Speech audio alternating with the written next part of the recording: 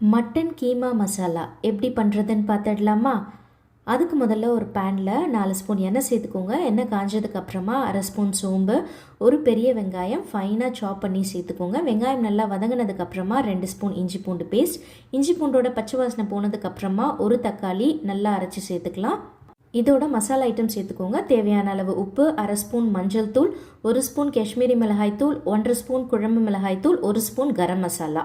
மிளகாய் தூள் உங்கள் காரத்துக்கு ஏற்ற மாதிரி சேர்த்துக்கோங்க. இதோட ஒரு 1/2 டம்ளர் தண்ணி சேர்த்து மசாலாவோட பச்சை வாசனை போய் எண்ணெய் நல்லா பிரிஞ்சு வரணும். இந்த மாதிரி இந்த ஸ்டேஜில் நம்ம மின்ஸ்டு மட்டனை இதில் சேர்த்துக்கலாம். சேர்த்துட்டு எல்லாத்தையும் நல்லா கலந்து விட்டுருங்க.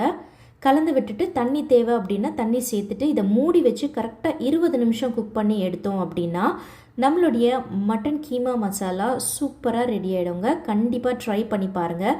தோசை, சப்பாத்தி, நான்னு எல்லாத்துக்குமே ரொம்ப நல்லாயிருக்கும். பாய்.